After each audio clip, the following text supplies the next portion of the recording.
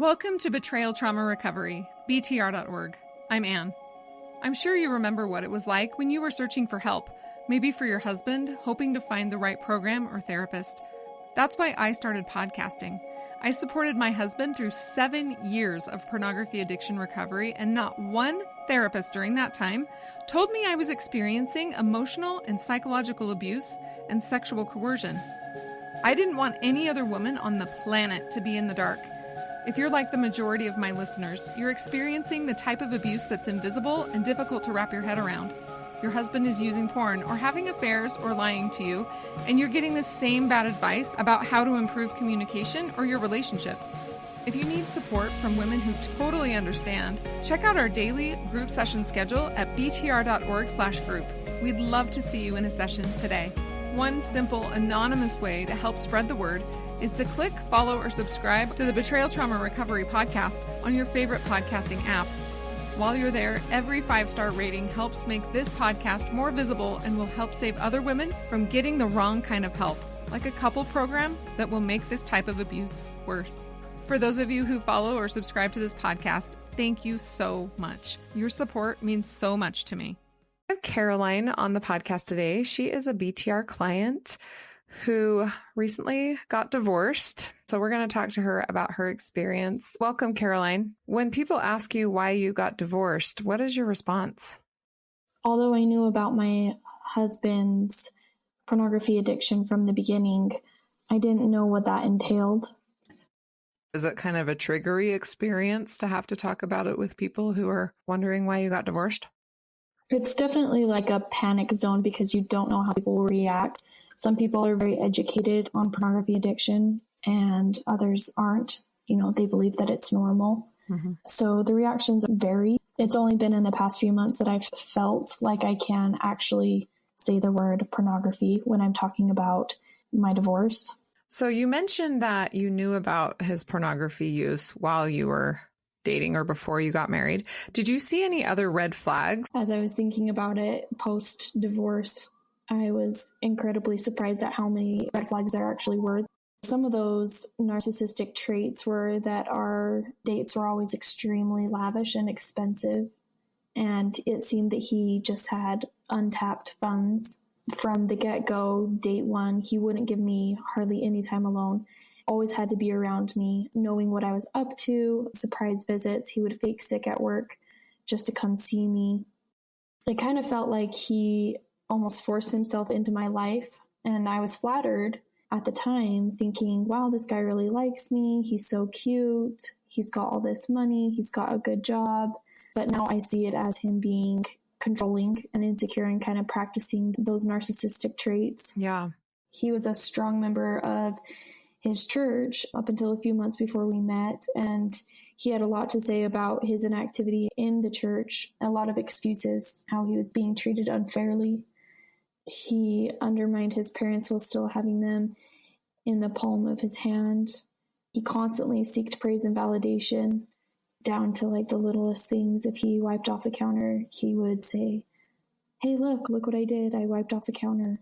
Just fed off of what other people thought of him constantly. I was just thinking about my ex.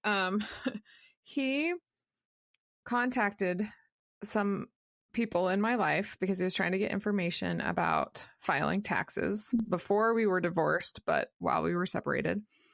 And he said things like, I love Anne so much. I need to make sure that I do this for her. Mm-hmm. And how amazing he was for filing the taxes. Like, he really felt like he needed tons of praise for just like everyday normal things that literally he had to do. Like, if he wouldn't have done it, he would have been breaking the law. Yes. And it's like, you're not going to get a ton of praise for filing your taxes. Every single person has to do that. Like, I don't know why you're the hero for filing taxes.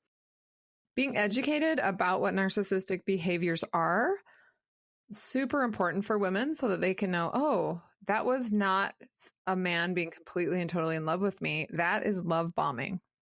That's about them, not about me. This is an unsafe situation. I need to take a step back. Which, what woman wouldn't want to be love bombed? That's what we see in romantic comedies. Our culture tells us when you meet the right person, these amazing things will happen. And that amazing situation that is meant for a romantic comedy is very similar to a narcissist love bombing. Yeah, exactly. I really saw him and I creating a family and becoming a mother and him becoming a father. And he talked about all sorts of different things when it came to the family and being a major influence and support to his own mom, who was a widow. Many times where I saw an authentic reaction to what he was doing, sadness for what he had done. And then the next day it would be like that realization never happened. So I definitely believe that he knew what was happening and what was going on. A lot of the mourning is because you do see their potential. Somebody told me while going through my divorce, as I was having a lot of confusing and conflicting thoughts about my decision, because you feel like such a relief, but then at the same time, you really miss them and you are mourning the loss of that potential in that person. You can see it so clearly after spending time with that person.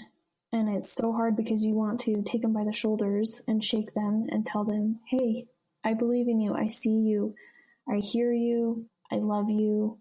You've got all this untapped potential right there. One thing that helped incredibly with boundaries, where before I just thought marriage was this free-for-all when it comes to each other's feelings because, well, you're married. But boundaries are good, even inside a marriage, to keep yourself safe. Especially when you're married to someone who's making very sad choices. Yes. I wish I would have known that pornography addiction fuels other behaviors. I wish I would have known more the emotional and physical consequences of that addiction. I wish I would have known to put my needs and desires as a priority and to have this lesser sense of urgency when it comes to getting married, but that it would be okay to just take our time. I think another big thing for me was that I didn't need to settle just because he was showing interest in me. Instead, I wish that I would have realized that I can have everything that I want in a man and that I deserve the full package. At BTR, when we say the full package, what we mean is someone who is not abusive. Yeah, isn't that ironic? We're not looking for a professional soccer player and an ex-Navy SEAL and he has $1 million business. No. That's not what we're talking about. We are talking about a man that we can partner with who is not abusive. Yeah, for sure. Just somebody that's on the same track that I am. You know, I want a lot out of my life. So let's talk about your age for a minute. We've had women on the podcast and BTR clients who range from all different ages and all situations. Yeah. Caroline, how old are you? I just turned 22. And how long were you married? 3 years, almost to the day. I was 18 when I got married. And no children now. No kids. Right? Nope. One of the biggest things that has helped me heal through my divorce is affirmations. I have them posted all over my apartment, just small things that help remind me of who I am and where I want to be, and that divorce does not define me or that it wasn't a failure either. I've also found it super helpful in the last little bit to share my story. There's so many people my age who have been married for 1 to 3 years that are finding themselves in the same place in the neighborhood that I grew up in. There's between 2 years younger than me and 2 years older than me. There was 11 of us that are married and 6 of us are now divorced. It's been super helpful for me to reach out to them and share our thoughts and feelings and progress with each other. And that's been super helpful. With those 6, I'm assuming pornography was part of the equation. So 6 of them are now divorced due to pornography and 1 because of homosexuality. One thing I find very concerning right now is that young people are thinking that if they talk about it, that they can somehow avoid it. That has not been my experience. In fact, for the thousands and thousands of wives I've talked to, many of them had a lot of conversations with their boyfriends and fiancés about pornography. Pornography users lie. Mm-hmm.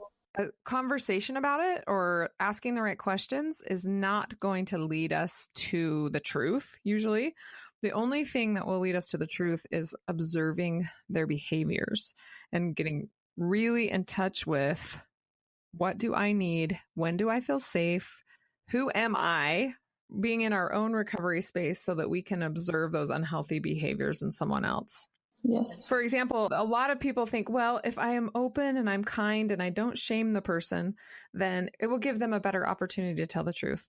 I think that is the wrong way to go, because we're still trying to quote unquote help that person or manage that person. They literally need to be honest, regardless of whether their wife or girlfriend is angry, is happy, is sad. Their honesty cannot, should not depend on the way that their wife reacts. Absolutely. And right now, when people talk about pornography addiction, that is floating around that women have the responsibility to not be too angry or not be too shaming or not be too this or that. And if they do it really great, then he will open up. And that puts the blame of his lying on her, where it does not belong. Like, it is fully his responsibility to tell the truth, regardless of how she reacts. Yes, for sure. BTR does not advocate for divorce. I did not want to get divorced. I felt very strongly that I needed to set boundaries to be safe. So I was in that place of setting a very firm no contact boundary and also not filing for divorce. I'm sure that you've heard other people say, if you set these boundaries, then you're going to end up divorced, like it's your fault, rather than you're setting boundaries for safety. And if they choose to still abuse you, it's still their fault that the divorce is happening. What do you say to people who might ask you, you're divorced now and you went to BTR, I guess BTR believes in divorce. What would you say to them? Well, my first reaction is laughing, because before I went to BTR, I definitely wanted to make things work, but I was exhausted and I had put off scheduling for a long time because I was nervous and I wasn't sure what was going to happen. The best thing that happened was that my BTR coach helped me identify my core values, that all my decisions should be made based off of those core values that I established. It was very explicit that BTR is not an advocate for divorce, but that we should also make sure that we're in a safe situation. And so the decision did come from me. In fact, when I told my BTR coach, she was surprised that was my decision. And did you feel supported by your coach? Yes, I definitely felt support from her. The support was helping to identify myself and work through and make progress. It was, you're a strong woman. You can do anything that you put your mind to. And, that said it all. After talking with my coach for the first and second time, we talked about boundaries, and I came up with some boundaries that I was going to set with my ex-husband. And once the boundaries were set in place, things really took a different turn. It made him very upset, much more abusive. It's a different side to my ex-husband that I never had seen. And so to me, setting a simple boundary really saw his true colors. Was it shocking to you? Oh yeah. Like, I'd never seen him react that way at all. Just completely livid. He'd never really yelled at me like that, but was throwing things just completely different than I had ever seen him before. And this wasn't a boundary of no physical contact. We had been seeing a therapist who specializes in pornography addiction, and the therapist told me that my ex-husband would have to make the appointments from here on out, because at that time, for months and months, I was the one that was making appointments and taking him to the appointments. The therapist said nothing's going to change until he wants to do this. So the boundary that was set was, you need to make your own appointment to go see this therapist. And that's when he blew up. When I realized that my husband was as abusive as he was, and I hadn't seen it as abuse, I was shocked. So I was just shocked when I found out how abusive he really was. And when I was managing him and when I was not setting boundaries, I don't think I ever would have been able to see the level of his abusiveness. It sounds like that was a moment for you where you're like, whoa, he's abusive. This was a very simple thing. That's all I'm asking you. And it was just chaos. Mm-hmm. Trying to ask him to do very simple things. Without being totally berated. Yeah. That reminds me when I was just barely discovering Betrayal Trauma Recovery, I was surfing around on your website just trying to get some more information. And there was a list of behaviors and examples of gaslighting on your website. And consequently, I'm sitting at work in front of my computer and I'm reading these. I just had the biggest epiphanies. Every single sentence that was listed, every bullet point was just like, yes, this is how I felt. I've never been able to put words to it. That's the moment that I decided, okay, something has to change and I've got to get help to figure out what needs to happen and what needs to change. But I just remember reading those. It was huge for me. And when people ask me about BTR or my divorce, and then they go into their own struggles with their spouse who is a porn user, I always refer them to that. And it's the same reaction. I can see it on their face every single time. It's just, oh my goodness, this is putting into words what I've never been able to say. I think it goes from knowing that your husband uses porn and being frustrated about that and trying to figure that out to realizing that you're in an abusive relationship. Yeah, I never would have classified it as an abusive relationship until then. Yeah, so the shift from I'm worried about my husband, he uses porn, it hurts me, to he is abusive. That is one of the most traumatizing shifts in paradigm. But once that shift in paradigm happens, women are like, okay, so this means I really need to set boundaries because all the love, service, and forgiveness is not going to help the situation out. Right. Absolutely. You found BTR at 22. There are some women who are finding BTR at 40 after 20 years of marriage. There are some who are finding it at 50 after 30 years of marriage, or women who are finding it after 2 or 3 divorces. What are you watching for in your future relationships? The biggest thing that I watch for now is how they treat me and how they treat themselves, how they take care of themselves and their sense of personal wellness. I definitely don't have it like honed down yet because I still find myself having belief issues or trust issues, how they interact with other people, if they're constantly seeking validation or having to be the center of the conversation or reverting stories back to them, interrupting people. The characteristics of narcissism is definitely what I look for. Something that I do regularly is I write about my thoughts. I don't hide from that place of asking the hard questions of myself or facing the trauma.